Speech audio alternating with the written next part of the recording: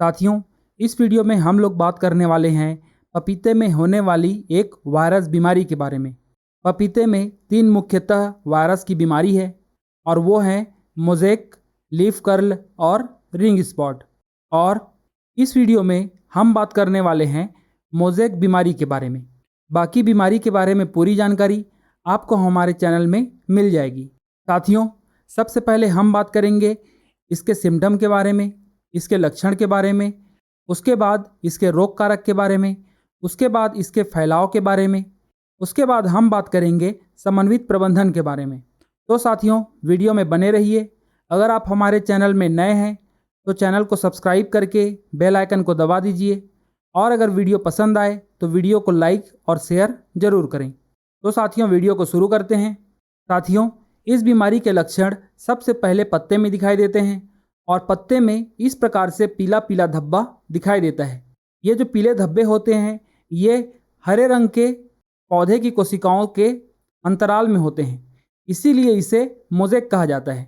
जैसे आप इस पिक्चर में देख पा रहे हैं, यहाँ पर कुछ पीले पीले इस प्रकार से धारियाँ टाइप की बनी हुई हैं। वो ऐसा इसलिए क्योंकि इस जगह पर वायरस उपस्थित है और वह पौधे की कोशिकाओं में रेप्लिकेट हो रहा है, उसकी संख्या बढ़ रही है। लेकिन ये जो हरी कोशिकाएं हैं इसमें अभी वायरस नहीं है। वायरस पौधे में किसी एक जगह से अंदर जाता है, उसके बाद यह सिराओं से होते हुए पूरे पत्तों में फैल जाता है। उसके बाद वे अपनी संख्या को बढ़ाते हैं, जिससे हमें इस प्रकार के सिम्टम दिखाई देते हैं। धीरे धीरे यह पौधे के शरीर में फैल जाता है और जो नई पत्तियां आती हैं वो इस प्रकार से पूरी तरीके से पीली हो जाती हैं और उनकी कोशिकाएं अच्छे से विकसित नहीं हो पाती हैं। उनका साइज छोटा रहता है और इस प्रकार से मुड़ी हुई रहती है। इस प्रकार के पौधे में फूल और फल नहीं लगते हैं।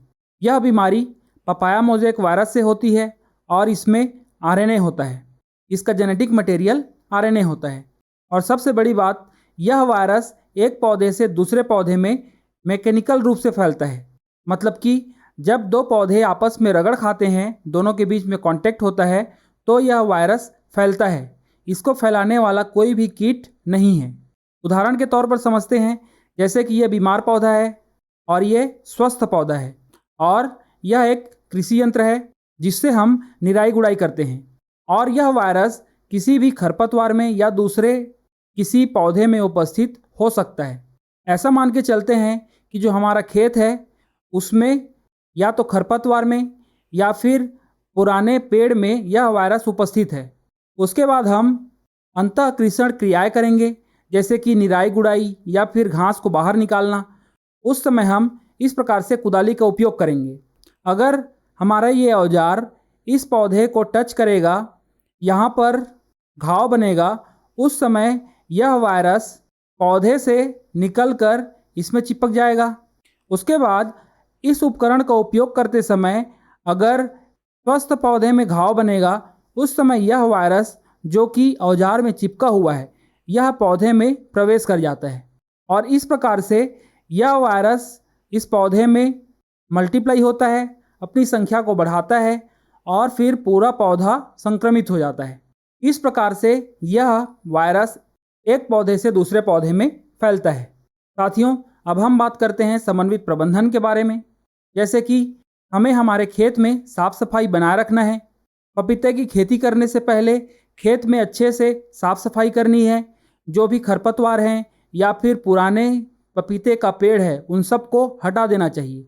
आसपास एक भी पपीते का पेड़ नहीं होना चाहिए और गर्मी में गहरी जुताई करनी है, जिससे जो भी खरपतवार होंगे या फिर कीड़े भी होंगे वे मर जाएंगे।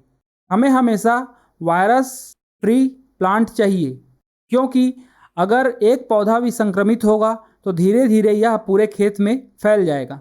हमें हमेशा ध्यान रखना है कि निराई गुड़ाई करते समय, खरपतवार को हटाते समय जो हमारा कृषि उपकरण है वह पपीते के पौधे में कोई भी नुकसान ना करे, कोई भी घाव ना करे। हमें हमेशा इस प्रकार के कृषि उपकरण को उपयोग करने के बाद अच्छे से सैनिटाइज करना है। एल्कोहल या फिर सोडियम हाइपोक्लोराइड इन सब का उपयोग करके हर दिन कृषि उपकरण को साफ करना है, ताकि यह वायरस कृषि उपकरण के द्वारा एक पौधे से दूसरे पौधे में ना फैल सके। बीमार पौधे जब भी दिखें उसे हटा देना है और खेत के बाहर ले जाकर या तो इसे ज़मीन में दबा देना है या फिर जला देना है। हमें पपीते की खेती के दौरान सही समय में और सही मात्रा में खाद और उर्वरक को प्रदान करना चाहिए। ये जो खाद उर्वरक होते हैं इसमें बहुत सारे पोषक तत्व होते हैं और यह बीमारी से लड़ने की क्षमता को बढ़ाता है। हमें फसल चक्रण को अपनाना चाहिए। एक ही खेत में बार बार पपीते की खेती नहीं करनी है और पपीते के बाद कुछ ऐसे फसल को लेना है जिसमें इस वायरस का प्रकोप ना हो। तो साथियों, यह जानकारी आपको कैसी लगी कमेंट करके ज़रूर बताएं। इसी तरह की जानकारी लेकर हम मिलेंगे अगले वीडियो में। धन्यवाद। जय हिंद।